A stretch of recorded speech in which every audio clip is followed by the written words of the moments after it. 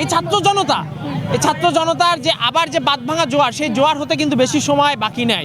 আমরা যদি আবারও মাঠে নামি, চুপ্পু কেন? এই প্রত্যেকটা প্রশাসনের আমলাতন্ত্রের প্রত্যেকটা লোককে আমরা দেশ ছাড়া করে ছাড়বো। আপনারা বর্তমান সময়ে দেখতে পাচ্ছেন যে ধরনের আসলে পুলিশের অকার্যকরতা শুরু হয়েছে, তাতে আসলে আমাদের দেশের সাধারণ মানুষ শঙ্কিত। আমার বোনেরা শঙ্কিত, যারা হচ্ছে ঠিকমতো রাস্তায় বেরোতে পারতেছে না। এবং দেখতে পাচ্ছেন বিভিন্ন জায়গায় অহেতুক মব ক্রিয়েট করে প্রশাসনকে একটা ভোগাজ বোঝানো হচ্ছে, যার পিছনে আসলে আমরা স্বরাষ্ট্র উপদেষ্টা বলেন, বিভিন্ন উপদেষ্টাদের আমরা দায়ভার দিচ্ছি। কিন্তু আসলে আমাদের যে তিন বাহিনী রয়েছে, আমাদের যে প্রশাসন রয়েছে, এখানে চুপ্পুর একটা আমরা বক্তব্য এখন পর্যন্ত পেলাম না, তার কোনো কার্যকারিতা আমরা এখানে পেলাম না। সে আসলেই কি চাচ্ছে, এই প্রশাসনকে দিয়ে সে আসলেই কি করাতে চাচ্ছে?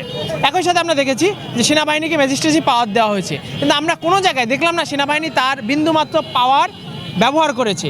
তো আসলেই চুপ্পু কি চাচ্ছে? এই দেশকে কি অস্থিতিশীল করতে যাচ্ছে?